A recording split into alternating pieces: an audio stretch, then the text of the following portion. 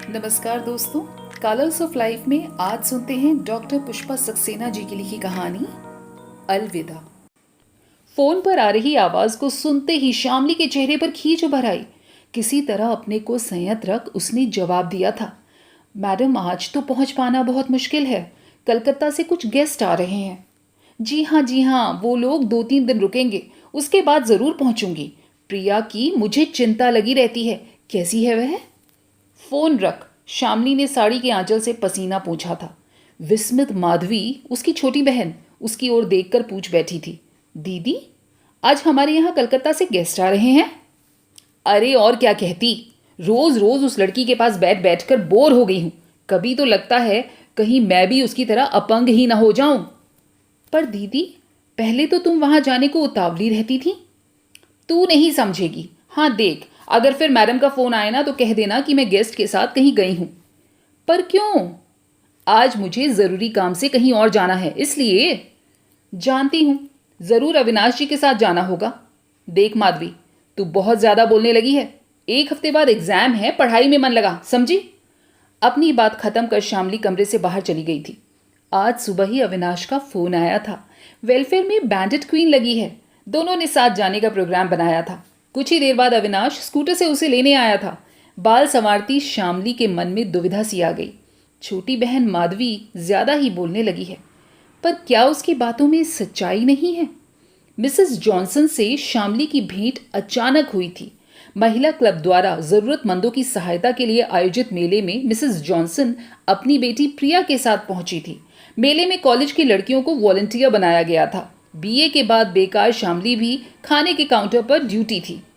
Wheel chair पर आई प्रिया को देख शामली के मन में दया उपजी थी। इतनी छोटी सी उम्र में तो लड़कियां पंख लगा उड़ती हैं, और ये बेचारी। उसके पास पहुंच शामली ने बड़े प्यार से पूछा था, आप क्या लेंगी मिस? चटपटी चाट या मीठा रसगुल्ला?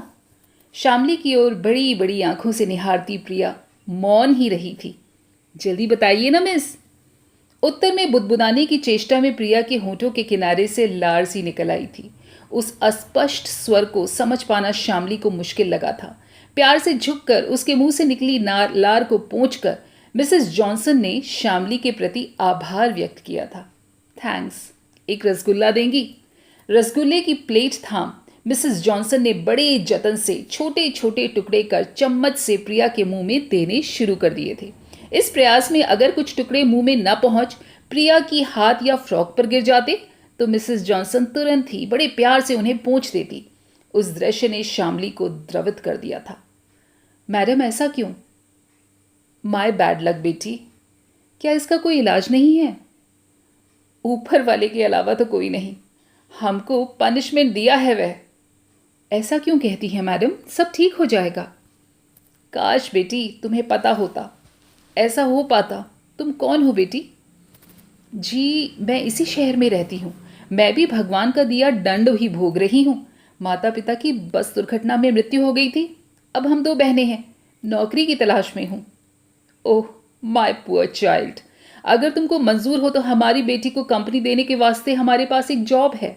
हम तुमको अच्छा पैसा दे सकता है। तुम्हारे माफिक लड़की के साथ शायद हमारी बेटी का अच्छा टाइम बीत जाए। वैसे इसका और काम देखने के लिए आया है, तुमको सिर्फ इससे बात करना मांगता है। ये तो मेरा सौभाग्य होगा मैडम।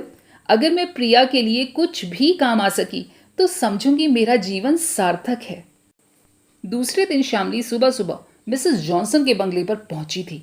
बड़ा सा बंगला, चारों ओर बड़े बड़े पेड़ और सामने एक बड़ा सा लॉन जो कि देख रेख के बिना उपेक्षित सा पड़ा था। स्पष्ट था किसी समय वह हवेली नुमा बंगला बहुत जीवंत रहा होगा। अब तो सामने लगे फवारे में काई जमी हुई थी। नाम सुनते ही मिसेस जॉनसन बाहर आ गई थी। आओ शामली, मैं सोच रही थी शायद तुम ना आओ बेटा। ऐसा क्यों सोचा मैडम? एक जीवित लाश के साथ समय काटना बहुत कठिन काम है ना। आप ये क्या कह रही हैं मैडम? शामली सिहर उठी थी। ठीक ही तो कह रही हूँ बेटी। मैं प्रिया की माँ हूँ, पर उसकी मौत की आहट हर पल सुनती हूँ। न जाने कब किस समय वह उसे दबोच लेगी और मेरी प्रिया मुझे छोड़कर चली जाएगी। मिसेस जॉनसन का स्वर कांप उठा था। प्रिया के साथ ऐसा क्या हुआ था मैडम? मस्कुलर डिस्ट्रॉफी कहते हैं इसे। शरीर की हर मांसपेशी, हर अवयव धीमे धीमे अपनी मौत पाता जा रहा है और मेरी परी सी उड़ने वाली बच्ची अवश्य मौत के शिकंजे में जकड़ती जा रही है। अच्छा हुआ उसके पापा ये तकलीफ देखने से पहले ही चले गए। हे भगवान, इस नन्ही सी जान को इतनी बड़ी सजा। जानती हो शामली, जिस दिन प्रिया के पाँव ने काम करना बंद कर दिया था ना, उस दिन मैं बहुत रोई थी। तब प्रिया ने मुझे बच्चों सा सहारा दिया था। मम्मी, दुनिया में कितने लोगों के पाँव नहीं होते। मैं अपने हाथों का इस्तेमाल तो कर सकती हूँ ना। देखना मैं कितनी अच्छी अच्छी पेंटिंग्स बनाऊंगी, कविताएं लिखूंगी। मेरा टाइम तो फुर से उड़ जाएगा। प्रिया की पेंटिंग्स में आकाश, उड़ती चिड़िया, फूलों सी अटखेलियां करती रंग बिरंगी तितलियां हुआ करती थी। कविताओं में जीने की चाहत होती थी, पर अब पिछले 1 साल से उसके हाथ भी अपना सामर्थ्य खो चुके हैं। मुंह से ठीक से बात नहीं निकल पाती। मेरी बच्ची जो झेल रही है, मैं सह नहीं पाती। रुमाल आंखों से लगा मिसेस जॉनसन सिसक उठी थी। उस समय ढेर सारी ममता उस लड़की के लिए शामली के मन में उमड़ आई थी। मिसेस जॉनसन की पीठ पर हाथ धर उसने सांत्वना देते मन में निश्चय किया था, जब तक संभव होगा वह पल पल मौत के पास जा रही लड़की का जीवन सुखद बनाने का प्रयास करेगी। शुरू शुरू में शामली को प्रिया की बात समझ पाना कठिन लगा था, लेकिन बाद में वह उसकी अस्पष्ट भाषा समझने लगी थी। प्रिया के हाथ अपना सामर्थ्य खो चुके थे, पर उंगलियों में अभी जान बाकी थी। प्रिया के हाथ को उठा मेज पर रख देने के बाद उंगलियों में रंगीन पेंसिल अटका सफेद कागज पर आड़ी तिरछी रेखाएं खींचने में सहायता करती शामली स्वयं चित्रकारी सीखने लगी थी। धीमे धीमे सप्रयास प्रिया की रेखाओं में कुछ चित्र उभरने लगे थे। बड़े से झाड़ीनुमा पेड़, जहां अव्यक्त सा सन्नाटा पसरा होता था, उनके पीछे डूबते सूर्य के चित्र पर काले पेन से प्रिया ने मुश्किल से अवसान लिखा था। शामली स्तब्ध रह गई थी। नहीं, प्रिया को वैसी मौत नहीं चाहिए।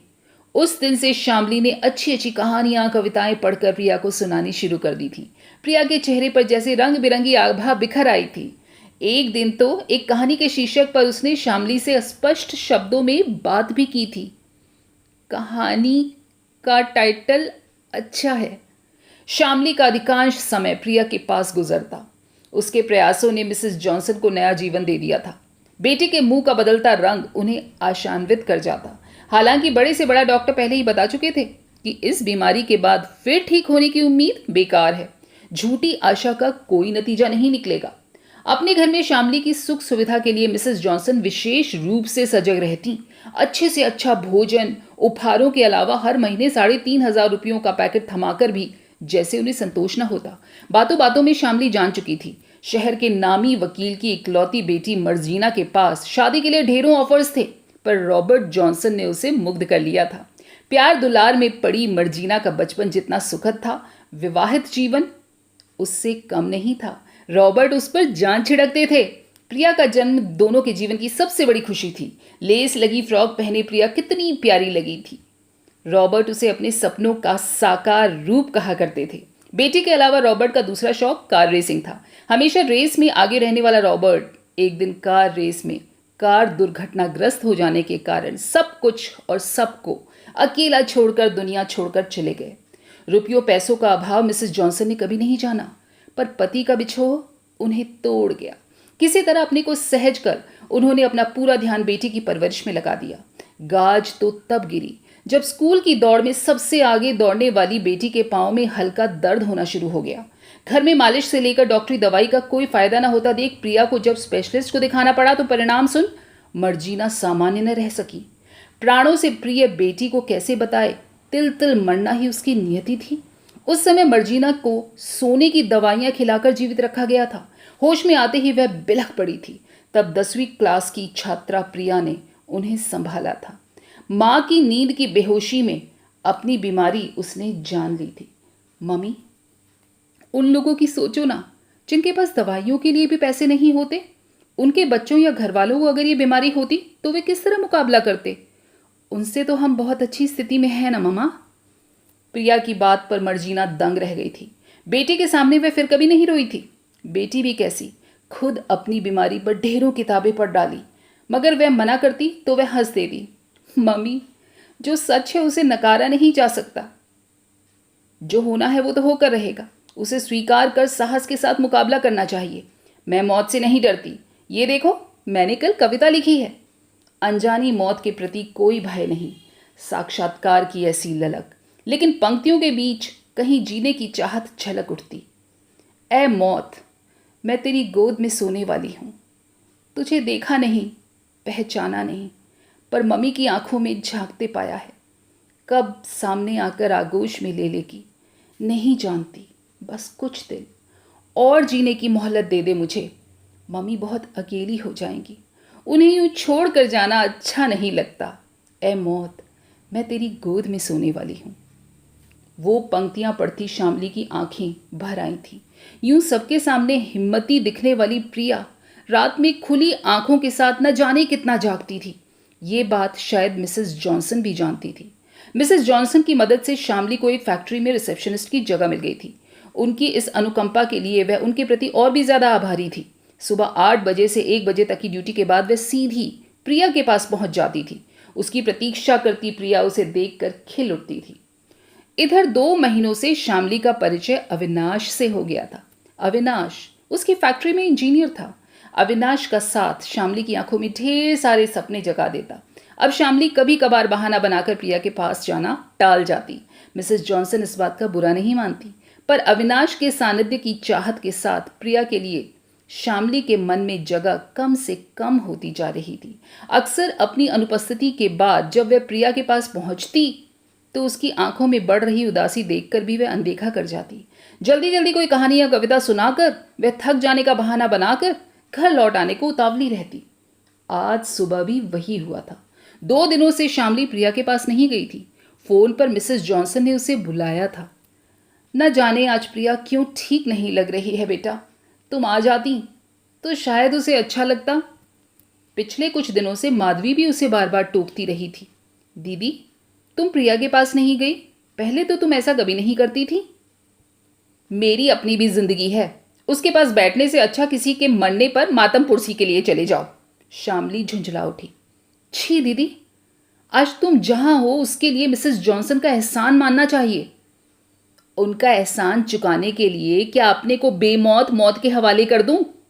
मैंने भी तो उनके लिए जो किया है कम लोग ही कर सकते हैं। तू ही बता, मेरे अलावा कोई और इतने दिनों तक पहले कभी टिका है वहां? माधवी को चुप करा शामली अविनाश के साथ कहीं घूमने निकल जाती। कभी अकेले में वह अपने को जस्टिफाई करती। नहीं, वह गलत नहीं कर रही थी। आखिर उस निस्पंद शब्द लड़की के पास घंटों बैठना, इसके अलावा भी उसके पास कुछ और काम है। ये कैसे संभव होता? उसने प्रिया को अपना साथ देकर मिसेस जॉनसन पर कम एहसान नहीं किया है। शामली की अपनी भी जिंदगी है। उसे एक मरने जा रही लड़की के लिए नाम होम तो नहीं कर सकती। घर में कलकत्ता से आ रहे मेहमानों का बहाना बना शामली अविनाश के साथ 2 दिनों के लिए बाहर घूमने चली गई थी। जाते जाते मिसेस जॉनसन को सूचना दे गई थी। आवश्यक कार्यवश उसे अपने अतिथियों के साथ कुछ दिनों के लिए शहर से बाहर जाना पड़ रहा है। वापस लौटते ही वे प्रिया के पास पहुंचेगी। हमेशा की तरह मिसेस जॉनसन ने उसके झूठ को सच मानकर स्वीकृति दे दी। निश्चय ही अंदर से वह शामली के प्रति बेहद आभारी थी। 2 दिन बाद खिले चेहरे के साथ घर में कदम रखते ही गंभीर रूप से उदास माधवी ने सूचित किया था, बधाई दीदी, अब तुम हमेशा के लिए स्वतंत्र हो। क्या मतलब? शामली चौंक सी गई थी। क्या? शामली की आंखें विस्फारित थी। उसके अंतिम समय मिसेस जॉनसन तुम्हें खोज रही थी दीदी। उस दिन भी तो तुम्हें बुलाया था ना, जब तुम अपने सम्मानित अतिथियों की वजह से वहां नहीं जा सकी थी। माधवी के स्वर का व्यंग झेल पाना शामली को संभव नहीं था। कटे पेड़ सी कुर्सी पर बैठ गई। मुश्किल से हिम्मत सहेज शामली मिसेस जॉनसन के घर पहुंची। प्रिया के कमरे में काले वस्त्रों में बैठी मिसेस जॉनसन को पहचान पाना कठिन लग रहा था। 2 दिनों में वह उम्र से 10 वर्ष लांघ चुकी थी। शामली की आहट पर आंखें उठा देखती मिसेस जॉनसन के चेहरे का शोक और ज्यादा गहरा हो गया। धीमे से उनके कंधे पर हाथ रखकर शामली मौन खड़ी रह गई थी। सांत्वना का एक शब्द भी निकल पाना असंभव लग रहा था। मिसेस जॉनसन ही बुदबुदाई थी, उसके आखिरी टाइम में तुम नहीं थी। बहुत अकेला फील किया उसने। आई एम सॉरी मैडम, मैं नहीं जानती थी। आई नो बेटी, इसमें तुम्हारा कोई फॉल्ट नहीं है। तुमने उसे बहुत अच्छा टाइम दिया है।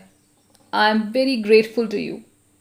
प्रिया भी तुमको बहुत प्यार करती थी। जाते टाइम तुम्हारे लिए बर्थडे कार्ड बनाकर गई थी, कुछ लिखकर भी छोड़ा है।